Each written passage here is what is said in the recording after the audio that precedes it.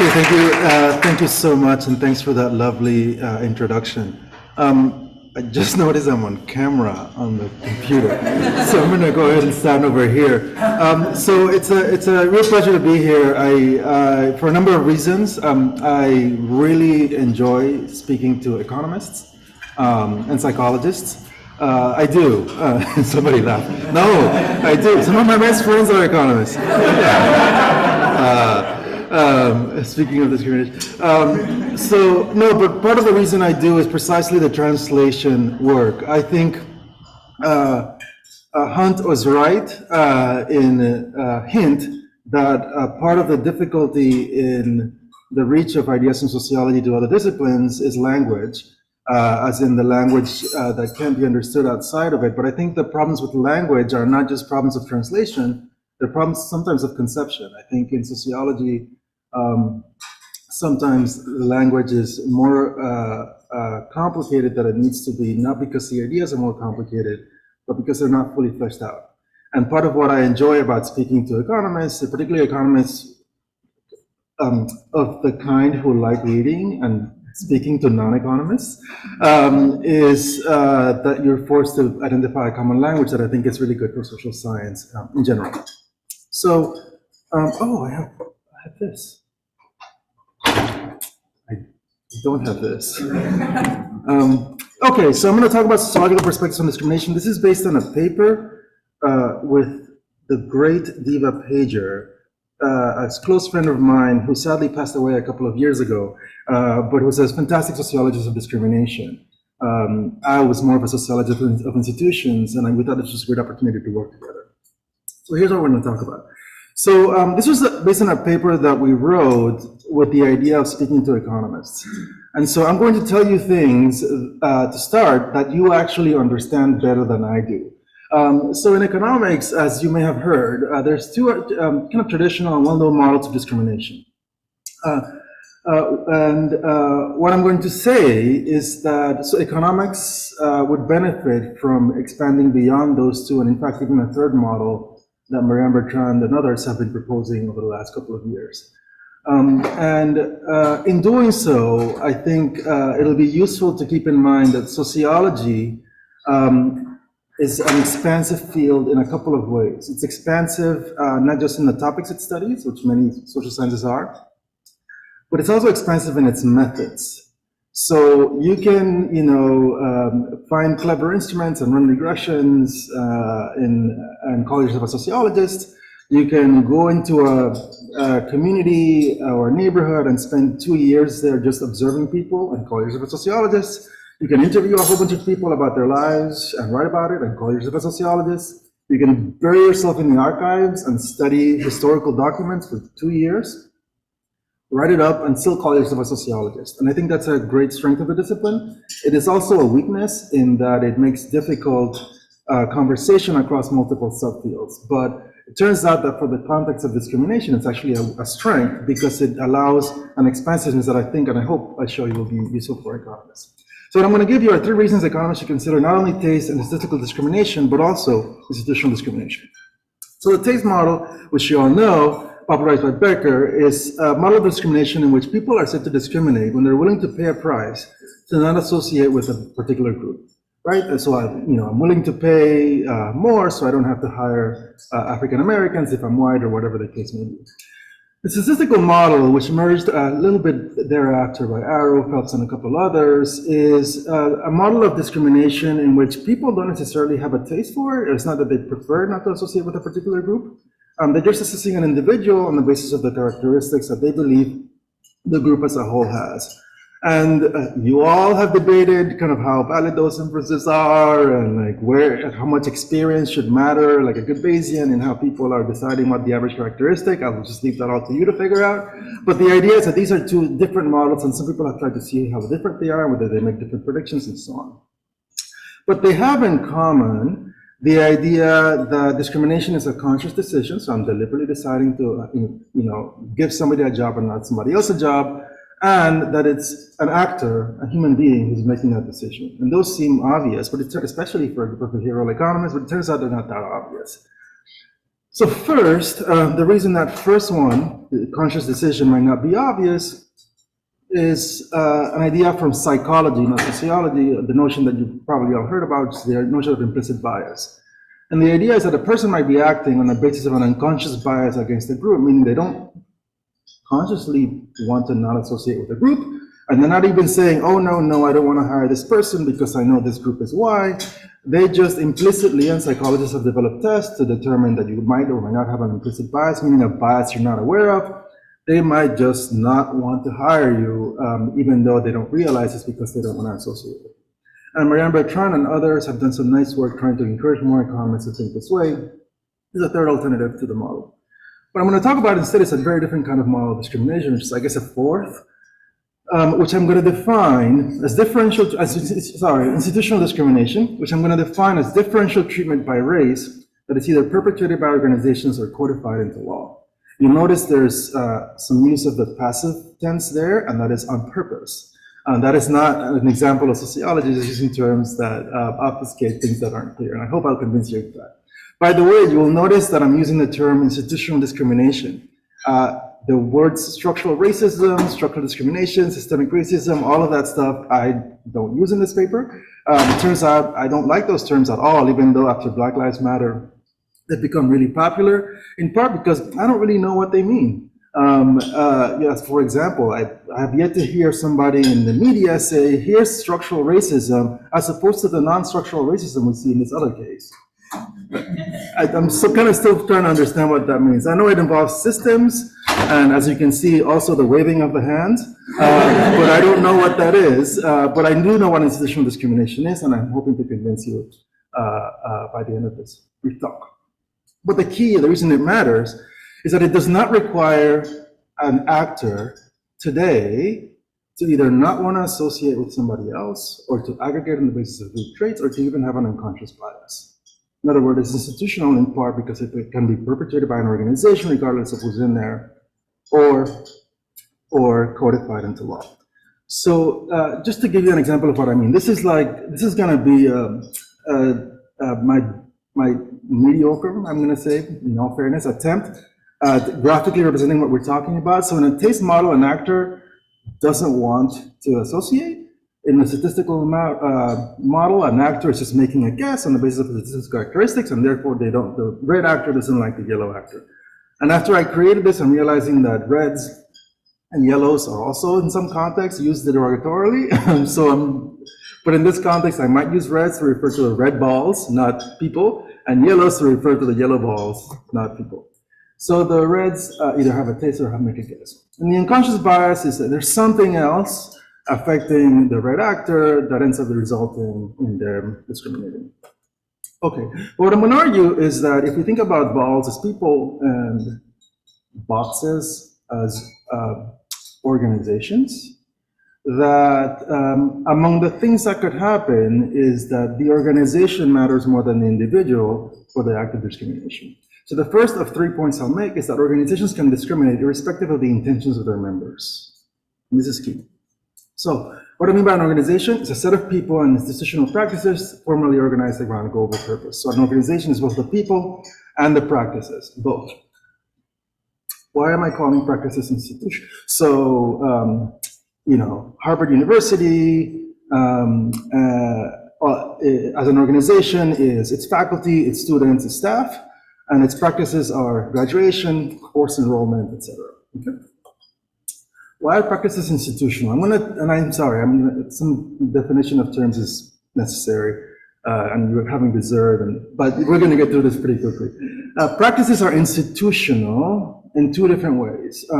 One is normative. So the term norms is often common in economics. These are formal or informal expectations of behavior that people in an organization feel compelled to follow. So an informal one is your university's requirement that in order to get tenure, you have to get outside letters, right?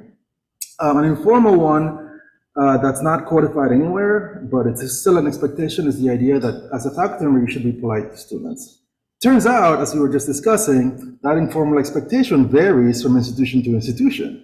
For example, at the University of Chicago, it was probably a little bit less of an institutional practice than it is especially in some of the departments under the Division of the Social Sciences. God bless them. Okay, but practice can also be institutional in a different kind of way, which is cognitive, not normative. In other words, not in terms of being mandates or expectations of behavior, but just a cognitive understanding of some aspect of the organization.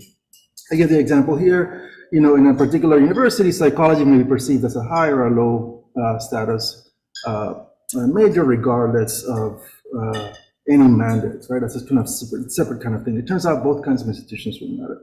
Or in economics, econometrics is high prestige maybe, and other subfields that I will not mention, perhaps not more so. And so that is simply an understanding. It's not a mandate that you actually, for example, do econometrics. Okay, so organizations can discriminate, what I'm arguing, is by instituting practices that treat people of different races or groups, but I'm using races in this example, differently, regardless of whether their practices were driven by prejudice and regardless of whether the managers, directors, or employees following the norms are themselves personally prejudiced. And one example of this is referral-based hiring. So you've all familiar, this is an organization, a box, a firm with only red dots, only red people, and red dotted people in the red category. But in a world in which the labor pool includes both reds and yellows. And we know from sociology and network analysis that there's very, very strong network homophily. I think you might call it assortative mating, or friendship assortative mating, assortative friendship mating, probably. The idea that people tend to associate, it's a regularity that's been found multiple times, people tend to associate with people of the same race. So reds are more likely to be friends with reds and yellows are more likely to be friends with yellows. In a context where, like many organizations do, the firm says, we're gonna give people an incentive for recommending somebody who successfully gets hired. And this happens in a whole bunch of different ways. Some companies literally give you like $50 if, this is for low-level jobs. If you recommend somebody, they take the test and they get in. It also happens in a different way, the way some departments hire, for example. But in a context where the networks themselves are, of course, racial homophilous, what's going to be the case is that that company, for every new hire, is going to be much more likely to hire again another red person. This is a very simple model. It doesn't require anybody to be racist. It doesn't require anybody to personally prefer to hire people of their own race. Nobody has to make any statistical guess about any personal attributes. Nobody has to have any unconscious bias. People just have to follow the incentives created by the company. Now, what's key about this is that many practices are actually race neutral in theory, like that one, but operate in a context where there's an existing difference that's racial that ends up resulting in discriminatory treatment. So, and this is why I'm using the phrase discriminatory treatment. So from the perspective of the person trying to get a job, you essentially were discriminated against, even though from the perspective of the company, nobody was being racist, so to speak. And so that's one example. Person actually doesn't matter. And an important part of this is that institutional conditions matter because they have strong staying power. So the reason we think not just in terms of actors, but organizations is that organizations can experience 100% turnover with their institutions being completely fixed. With the idea that in order to get tenure, your department had to request outside letters existed long before any of us here was born, and will continue long after we're all gone. It's just a very powerful institutional norm. And there are many norms in many companies, like referral-based hiring, seniority-based layoffs, blanket background checks, and so on, that are going to have the same kind of institutional power. So the institution is actually what matters, not really the people. Second example. The idea is that historic discrimination can have contemporary consequences, again, because of organizations. In other words, part of the reason that focusing only on the decisions of an actor in the present to understand discrimination is that actions in the past, because of the staying power of organization, can have contemporary consequences. So I'm going to just give you an example to sort of make this a little more tangible. Again, decisions of present actors may not matter. First, previous decisions that as long as they were institutionalized into the practices of the organization, as long as they became institutional as opposed to just a habit of the people who were the managers, may play a role. And then those practices, even if they changed, might have long-term consequences. So for both reasons, this matters. A really nice example is housing in the United States. So just to give you a brief summary, I'm sure many of you are familiar with this. Homeowners Loan Corporation was founded in 1933 as a way of basically encouraging the building of homes to give a whole bunch of people jobs. And after that, the Federal Housing Authority was instituted in part to expand the number of Americans who own their own homes. There were several aspects of these organizations' practices that we now take for granted that were only institutionalized by them then. So first, mortgages that were self-amortizing and that had fixed terms and that lasted as many as 20, 30 years. In the 20s, you often had to buy you would often have a mortgage and you would pay it over years, and then your term is up and you still had to pay money because of accumulated interest. So the practice of self-amortizing loans where you sign and you know exactly when the loan was over was actually institutionalized in the 1930s. Second, and this was a big in fact bonanza by the Federal Housing Authority, was the insurance of loans. So the Federal Housing Authority in the United States began insuring loans up to 90% of the value of the mortgage. Meaning, if I'm a banker, rather than me taking the risk and requiring, as was often the case, for you to pay 50% of the down payment, I'm only going to pay 50% of the value of the home as a loan, the Federal Housing Authority said, I will guarantee for you, the banker, up to 90% of the value of the loan. It's awesome, right? It's like free money. As long as you follow our requirements for the evaluation of the property, and secondly, the neighborhood. Adding the neighborhood, which now seems completely obvious in the evaluation of the house, was instituted at the time. So there's an asset, the house, and the FHA said, we're going to totally guarantee 90% of the value of that loan, as long as also the house is in a neighborhood that we have determined is loan worthy. And that was huge. Creating the neighborhood as part of the valuation of the asset, which is not obvious, is huge. And they put this, it was literally institutionally codified in the Underwriting Manual. Now, how did this matter? The Underwriting Manual, it turns out, in addition to institutionalizing these practices, had a very strong, explicit racial bias.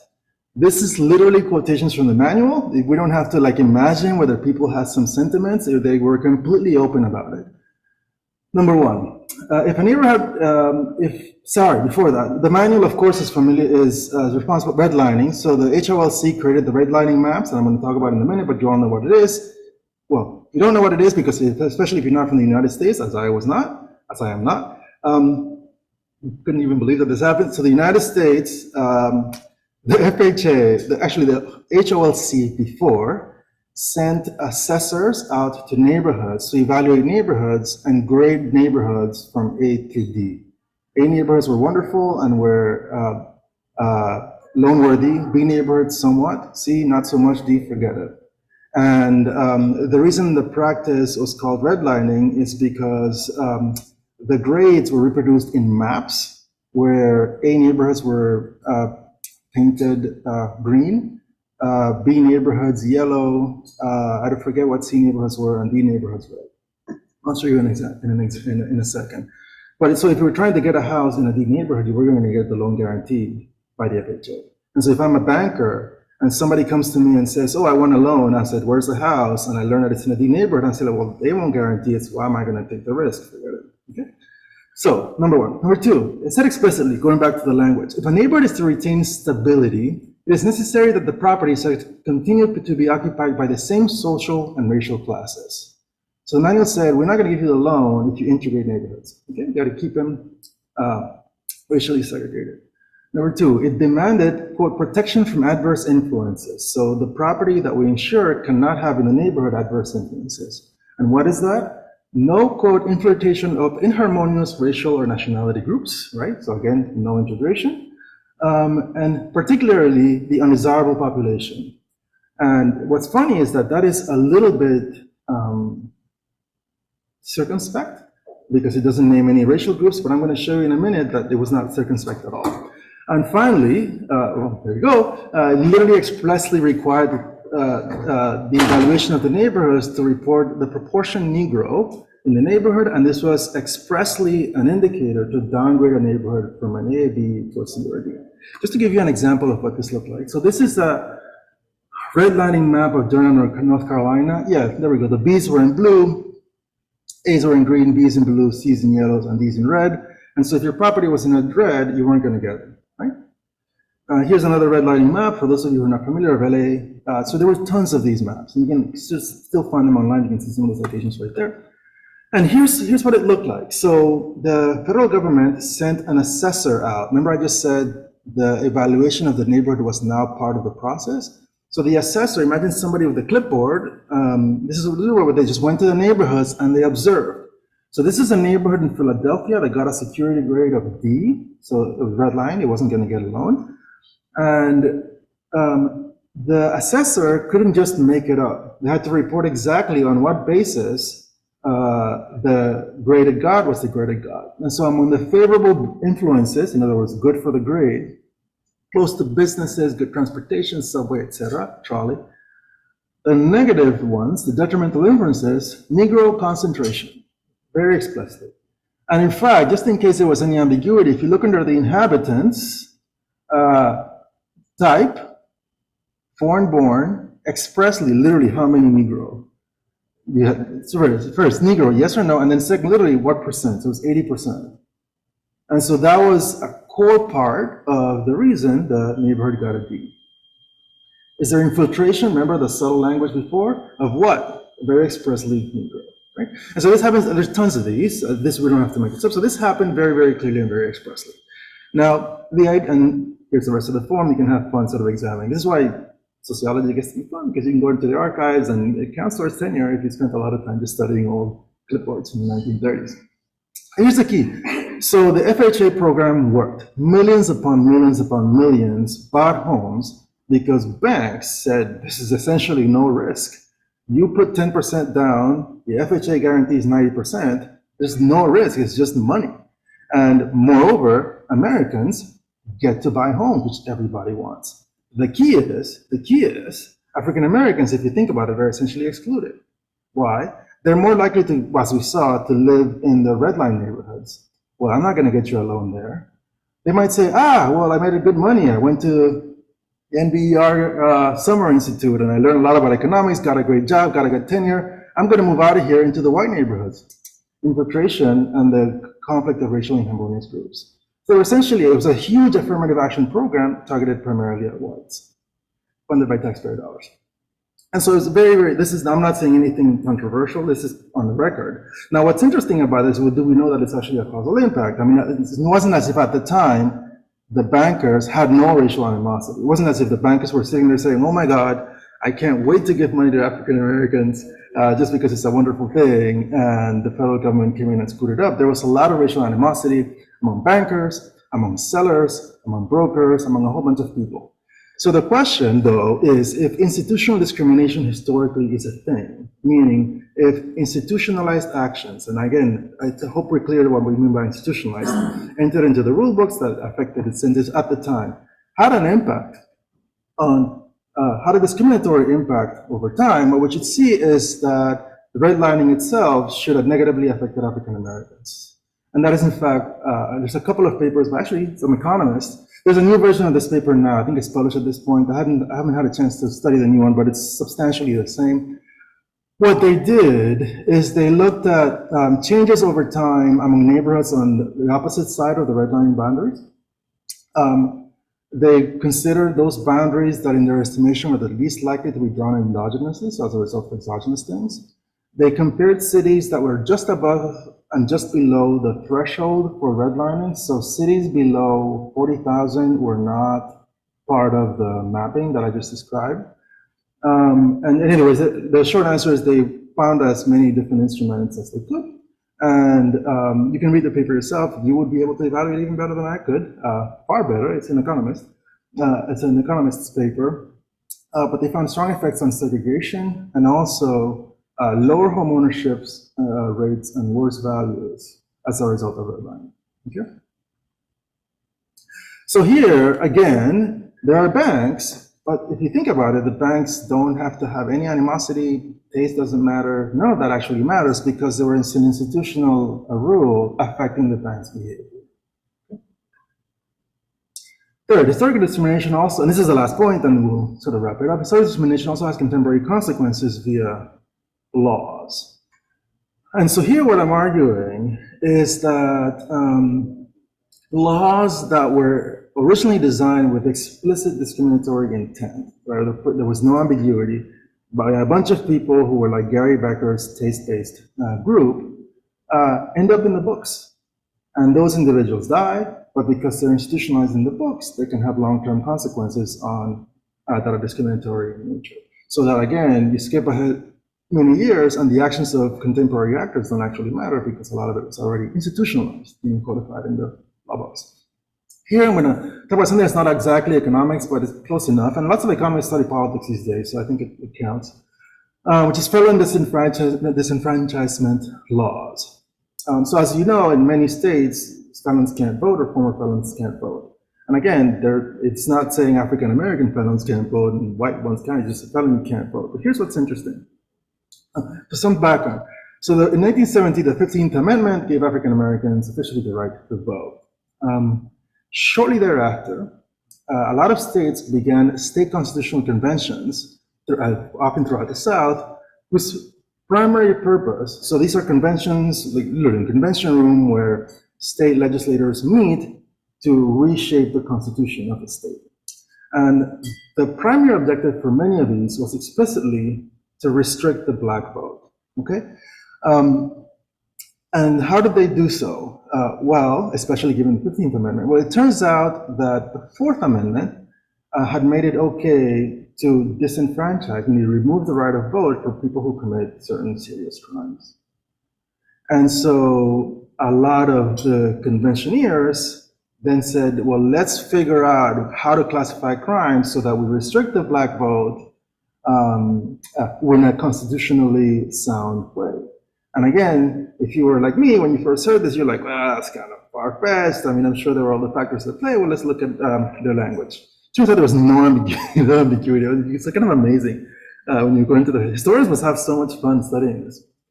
So here's the president of the 1901 Alabama Constitutional Convention describing in an address just like this one, the objectives of the convention.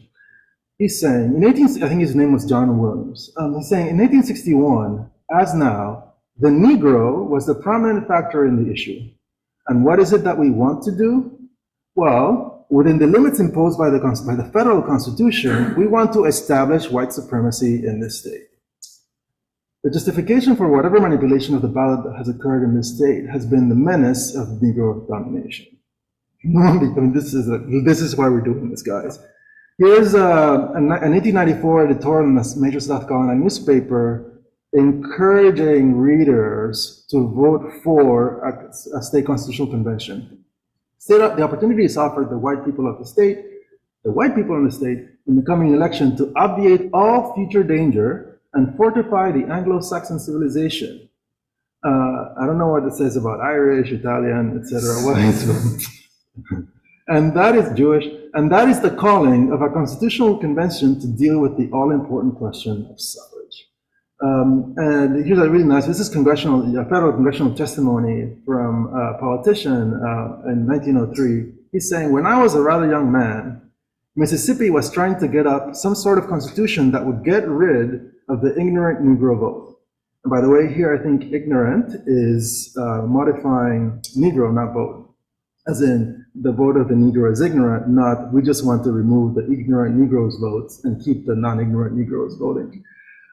Get rid of the ignorant Negro vote. Of course, they had to get up something entirely fair on all hands, meaning something that was constitutional. So anyway, people were very explicit about it. There was no ambiguity, there was no worries about this. And so the key is, they did it. So how do they do it? A bunch of things that are relevant, poll taxes, literacy requirements, etc. But the key is they had data on the kinds of crimes African Americans perpetrated and non-African Americans perpetrated, and then just literally just reclassified crimes committed by African Americans as felonies, and said, if you have a felony, you can't vote. Right? It was like, remember like the crack cocaine versus powdered cocaine distinction? It's similar kind of, this goes ways back. And so it was very, very explicit reclassification. You can look at it before and after. And moreover, they included things like moral turpitude, that gave officers and judges a lot of judgment, a lot of leeway, and said, yep, you're convicted of a felony, okay? Turns out many of these are still legal in many states today because, again, they were in the books, right? These individuals all died, it didn't actually matter, but because the laws were all fair constitutionally and they remain in the books. And they had consequences. There's a really nice paper by Chris Eugen and others that looked at the likely, so it's this kind of match comparison, likely voting rates by, likely voting rates and voting patterns by felons in Florida in 2000, and they suggest pretty convincingly that if the Florida felon disenfranchisement laws had not been in place, Gore likely would have won based on the rates at which that demographic group votes, and votes Democrat, and votes in presidential elections, which would of course have meant that Gore would have been president instead of George W. Bush, and we wouldn't have had global warming. No, I was kidding. I was just joking. Probably would have had global warming regardless. So here the idea is different, right? White supremacists, very self-described white supremacists, clear intent, Gary Becker type, impose voting laws. They die off. It actually doesn't matter because the laws are there and eventually have discriminatory consequences. So what I'm arguing? What I'm arguing is I think the models of taste and statistical discrimination are wonderful models because of their clarity and their ability to lend themselves to empirical testing. I think the unconscious bias model is a great thing to import from psychology, just as in the context of behavioral economics, the field is importing a lot of things from psychology.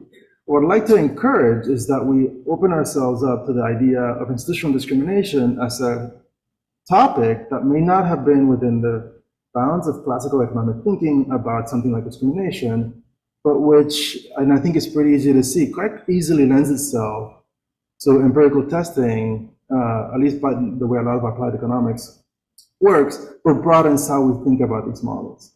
And secondly, I know this is a behavioral economics and policy world, but I'm going to sort of invite you to think about discrimination at the kind of power levels rather than well, I haven't followed enough of the field, but let's just say that a lot of the nudge units and other behavioral economic types, policy-oriented units have been really most focused on the consumer side. I guess normally just call it that, the consumer side, which is great. But part of the thing that institutional discrimination points us to is to think a little bit more on the other side. Can you nudge politicians to think differently? Can you nudge legislators to think differently? Can you nudge the people who decide where to put up a payday lending establishment to think differently? All right, that's it. I'm hoping that's useful to you, and I thank you very much for the opportunity. And I think we can open it up.